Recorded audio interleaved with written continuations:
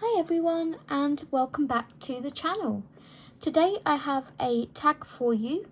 This is the Colouring Memories tag created by Erica from Elm Colours.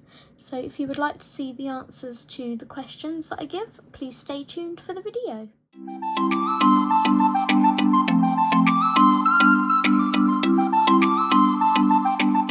Okay, so as I say, this was created by Erica from Elm Colours. I was tagged by the lovely Kay from Colouring with Kay. I will leave both ladies linked below for you to go check out their channels. Please subscribe and like their videos and check out their answers to see how they differ from mine. I will also be tagging a couple of people in the end of the video, so be sure to stay tuned for that. Whilst answering the questions, I'm going to be colouring from RJ Hampsons A Frog's Tale, and this is a buddy colour that I'm doing with Renee from My Colouring Corner with Renee. So yeah, I will just get into the video. I'm going to be using the Amazon Basics to shade this page. I'm going to shade this little tree house up here. And as I say, I'm using the Amazon Basics. I've picked out Van Dyke Brown, Bark and Burnt Ochre. So let's get into the questions. Number 1, do you have a favourite colouring book or books as a child? Basically, as a child, I adored colouring, as I still do now. I have very fond memories. I'm just going to see if this... Yes, there is a question about memories as colouring as a child, so I'll save that for that question. But basically, it was any colouring book that I could get my hands on as a child. It was sort of... My mum would go into like a Wilkinson's or something, just a cheapy shop or a pound shop, and get me any book for £1 and a pack of felt tip pens, and I would be happy. She would leave me sort of colouring all day. So yeah, anything I could get my hands on and I was happy. Even as a child, I had what's the word, a preference to paper, which is strange because I don't really have a preference to paper now. But as a child, you know, you could get the really, really cheapo books that had kind of a browny creamy coloured paper, and it wasn't very good paper at all. It was like recycled, really quite a harsh texture paper. And I remember when colouring with felt tip pens that would... You could sometimes get holes in it, or it would pilfer, that kind of thing. So if she could get the colouring books with the pure white paper, I always preferred those over the other books. But more often than not, it was, you know, whatever my mum picked, I was just happy to have. So yeah, that is my answer to the first question. Number 2, what was your go-to art supply as a child? So, as I just mentioned, I used felt tip pens a lot as a child. Never really liked crayons. You know, like, if I ever did colour with crayons, it was the jumbo thick Crayola crayons. But more often than not, it was just like a pack of 10, 12 felt tip pens. But there was a preference to what felt tip pens I had. I was quite I suppose I've carried this into adulthood. I'm a girl who knows what she wants. So you could get felt tip pens. I'm going to have to do like a little demonstration here. I need a piece of paper or something. Hang on. So you could get felt tip pens that had caps. And I can only describe them as having like a star on top. So this was your pen cap. Like this. Okay? And it had all ridges down the side here. but it had like a star on top, like so. Very rough diagram. But I always preferred the pens with the caps that went like this. And if you live in the UK, you may know what I mean. But there was pen caps that had this little knobule thing like this on top. Like that. So the pen lids were like that instead of like that. And to me, these were always a better quality felt tip pen. And those were the ones that I like to use. So if Mum came back with the other felt tips with the star lids, I was like, oh, they're not the right ones. And I remember sometimes she would take me to the shop with her to point out which ones I wanted. She's like, well, come with me then and pick out which ones it is you wanted. But yeah, felt tip pens. Felt tip pens was what I gravitated towards. And I had a brother that's 8 years older than me who was teaching me how to colour by colouring all in the same direction. He was like, don't colour this way and that way because it looks a mess, and, you know, blah, blah, blah. Question 3, did you colour or draw more as a child?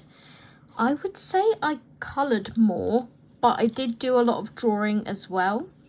My mum could copy. She could look at a picture of like a Disney character or whatever and just copy it, and she kind of taught me how to do that.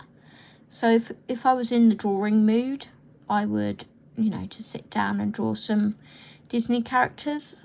I've never been very good at drawing real life, but still probably to this day, if you put a picture in front of me and say, oh, can you draw this for me? I'd probably be able to recreate that. So yeah, I think it depended what mood I was in, but I would probably say more often than not it was colouring over drawing. So that's that question. Do you have a favourite colouring memory as an adult or child? So yes, this is what I was going to mention on question 1. As a child, I always went to Skegness with my parents on holiday. And even to this day, 37 years later, it's still my mum's favourite place to go on holiday, even though we've taken her to far nicer places. She still likes Skegness. So for those of you who don't know, Skegness is a coastal place in the United Kingdom. It's on the Lincolnshire coast. You can Google it if you wish to. It's just like a seaside place with like amusements, and you know, there was quite a few bingos back in the day, which is what my mum and my nan liked to go to. And if I wasn't being put in my parents were cheeky when I was younger, I tell you. You know the little creche things that you get where you can pay for your kids to, I think back then it was like, I don't know, £2.50, and your kids can stay in the adventure playpen thing all day and climb the tunnels and what have you. Well, my parents used to use that as like a creche. You're meant to stay with your children and, you know, make sure they're okay and supervise them and whatnot. No, my parents didn't do that. She put me in there all day and just left me. She was like, you go play. I'll be back in a couple of hours, you know. At closing time, she'd come back and collect me. And she'd get away with it. She'd just say to the lady, you know, oh, I'm just going to have a walk around the amusements. We're going to play some bingo and then we'll come back up and get her. And yeah, she got away with it. So if I wasn't being put in there all day, my parents would go to Fantasy Island, it's called now. It used to be called Ingamells, which is Europe's largest outdoor market. And it's basically I mean, nowadays, because I'm older and wiser, it's kind of like knockoff stuff. Like brands, Nike, etc. that possibly aren't really Nike. But they're allowed to sell them. I don't know how, why, whether they are real or not, but they always seem like knockoffs because the prices are so cheap, if you know what I mean. But we used to walk around this market. We'd go at least once during the week. We were down there, and they sell the big felt boards, the colouring boards. If you're not sure what I'm talking about, I'll put a picture on the screen here. But that would be my treat if I behaved walking around the market. Everything had to be a reward, you know. If you behave, I'll buy you this. So obviously I behaved. I was a good child. And my reward would be to pick any one of the felt boards that I wanted, and that would be what I would colour mostly on holiday. And it would always be like the Lion King or some kind of Disney animal. Some things never change, you know. I'm still like that now. But yeah, I would just colour one of those. And it's a fond memory from my childhood, because I always looked forward to the day that we would go to the market and we'd have lunch out. And like I say, if I was good, I would get the treat of a felt board to colour on holiday. So that is the answer to number 4. Number 5, what was your first adult colouring book? For most people, I feel this is either Millie Marotta or Johanna Basford. Because that's when a lot of people came to adult colouring. Myself included, I hadn't never forgotten about colouring, but I'd not done it as much, if that made sense. You know, I was too busy working and whatnot. So my first colouring book was Millie Marotta's first one, which was Animal... Oh gosh, what was it called? I don't have it here, it's at my mum's house still. But I remember sitting with Steve on holiday, funnily enough, Skegness again. And we both went in WH Smith's and bought this book together. We wasn't a couple then, we were just best friends. We got a pack of Crayola colour pencils. And we went back to our hotel and sat in the sunroom, like the big conservatory they have. And we just sat colouring this book, and everyone was coming in going, oh, you're colouring. Oh, that's nice. You know, don't see many people doing that. Little did they know it was the start of a trend, a trend that's continued.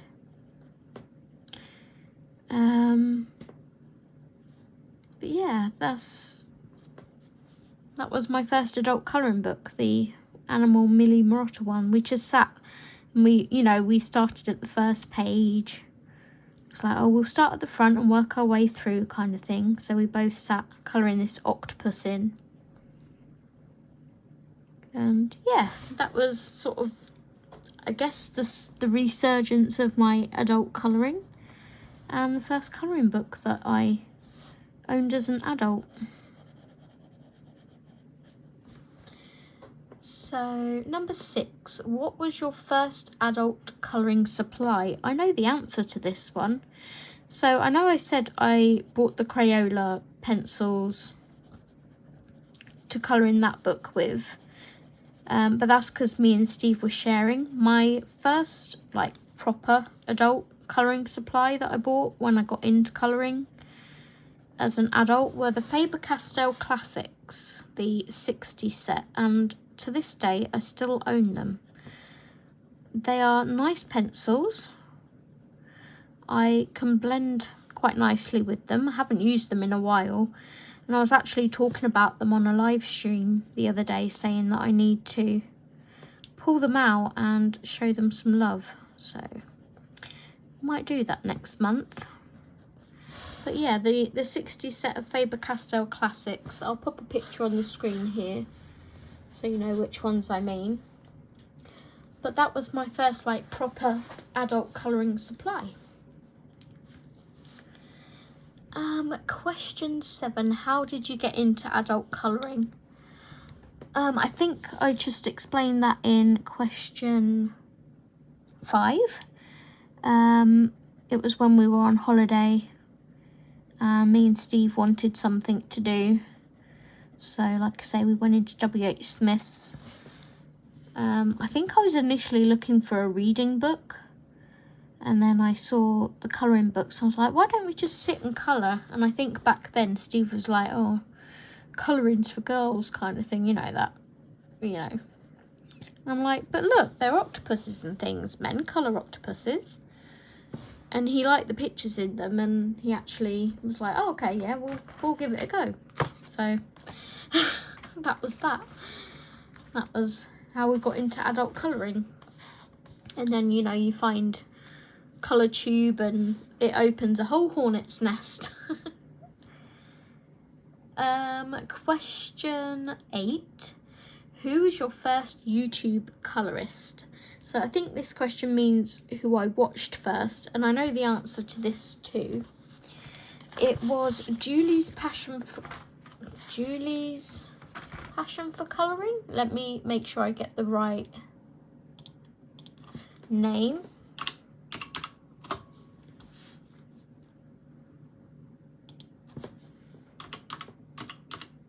Yes, it is Julie's passion for colouring. So I will also leave Julie's link in the description below for you. She doesn't really do talking videos, she just does colour alongs. But I loved using Julie's videos for like combinations and things. So I would go through, she has great playlists which detail books or supplies that she's used. So if I go to her playlists now, so she's got like colouring in books by Rachel Mintz, Johanna Basford books, and she also does her playlist by supply. So she's like got Arteza products and Prismacolors, Polychromos. So I would literally just pick a playlist and then pick a page out of a book that I had, and I would use her combinations and do the pages on mine as well. So yeah, Julie's passion for colouring was the first person that I watched on YouTube. Question 9. What is the first page you remember being really proud of? Okay, I need to go and grab the book. Okay, so this is the first page that I remember being really proud of. It's Kirby Roseanne's Mythomorphia, and going back to question 6, my first adult colouring supply, I used the Faber-Castell Classics to colour this page with. And to this day, I still haven't finished the page because I'm worried that because my colouring style has changed, it's not going to look the same as the other side. I need to find the page.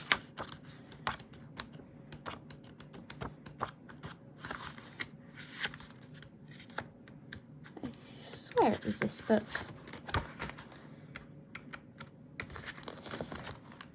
Oh, yeah, I can see it here. So this was one of my very first pages, and like I said, I still haven't finished it. But yeah, my blending back then is okay, but it wasn't, you know, it wasn't great. So these were coloured with the Faber-Castell Classics, and I just remember being really, really proud of this side and knew that I wanted to, whatever I did on here, I wanted to do the reverse on this side. So it's like blue dragon and orange sky, and this dragon, no, blue, oh my goodness, Pegasus, these are Pegasus, right? Blue Pegasus, orange background, And then I wanted this one to be orange Pegasus, blue background. So yeah, I still need to finish this page, but this was the one I remember being really proud of first.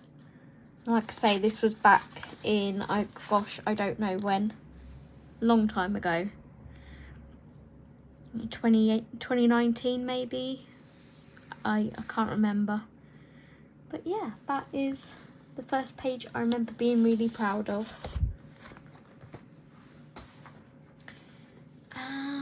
Question 10. What made you think, yes, I am now absolutely an adult colourist? I don't know how to answer that, because I still, to this day, wouldn't say I'm an adult colourist. I'd say that I'm more of a hobbyist. I don't class myself as an adult colourist, really. I just enjoy the hobby and enjoy doing live streams on YouTube so I can chat to my YouTube friends, chat to like-minded people. And the whole reason that I started my channel was when my mental health was really bad. It's still not great, but it's better than it was.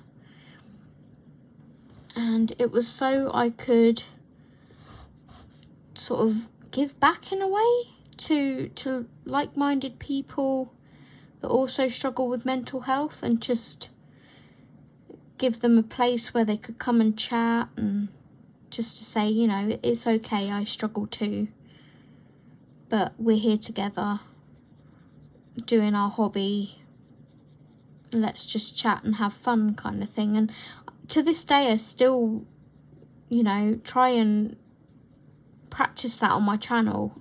I just want people to come and feel like they can relax and chat and colour and have a laugh. I try not to take things too seriously.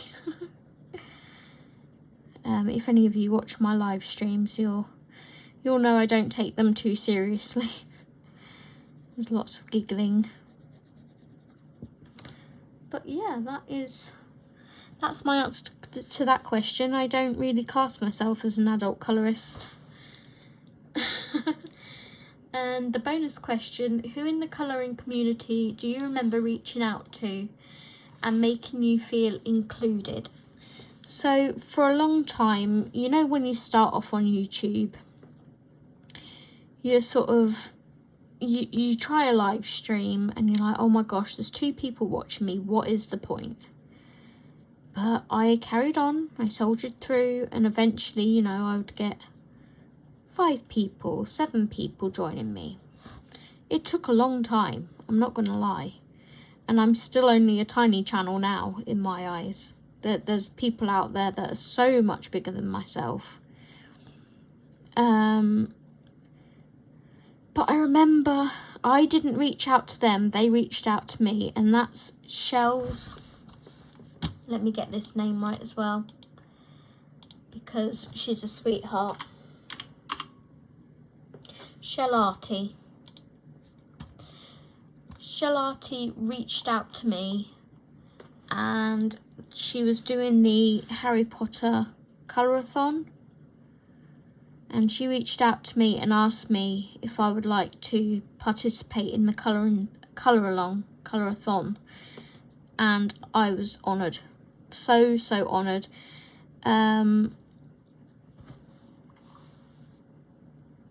To this day, I will always remember her for reaching out to me, and I felt like she kind of took me under her wing, so to speak. And then, you know, I made friends from that colour-a-thon. It actually brought quite a few people to my channel, which I was super thankful for. And after that, it kind of gave me a little bit of courage that I needed for me to reach out to people. So when Kathy from Spicy Cat Colours came onto YouTube, I reached out to her. She's a lovely, lovely lady. Kay, the lovely lady that tagged me in this video, I reached out to Kay and talked to Kay, and even to this day I still feel really nervous reaching out to people, and I know people can agree with me on this, because I know at least one person that struggles to reach out to people, and I just say to them, you know, just do it. The worst they can say is no.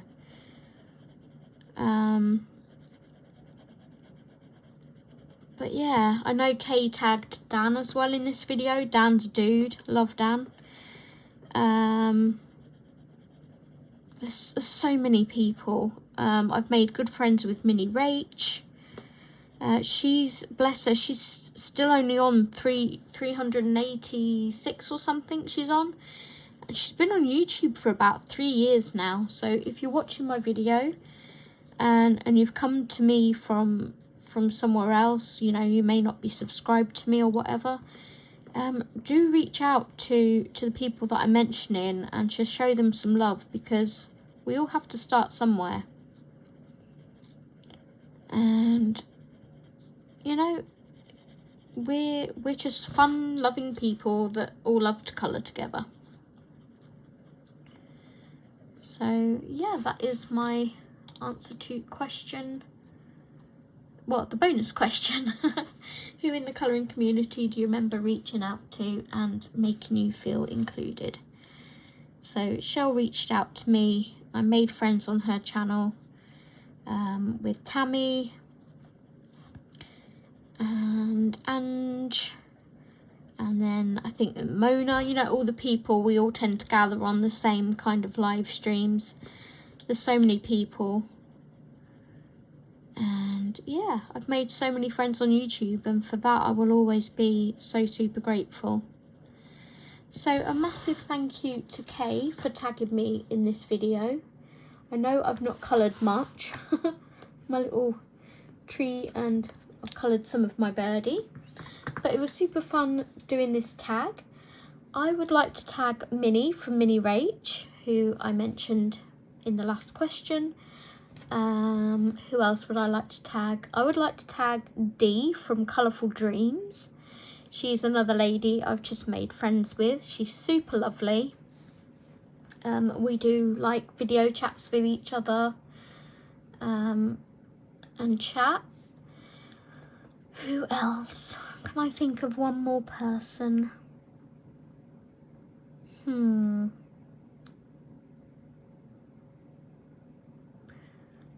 I'm going to tag Shell Arty. I know she's not doing much on YouTube at the moment, so no pressure if you don't want to do this, Shell, or you haven't got time to. No pressure whatsoever. But because you reached out to me, I'm going to, you know, tag you in this video and hope that you can share your colouring memories with the community. So yeah, Minnie from Mini Rach, Dee from Colouring Dreams, and Shell from Shell Arty. So again, a huge thank you to Kay for tagging me, a huge thank you to Erica for creating the tag, and I will see you guys in my next video. Until then, happy colouring everyone. Take care. Bye bye.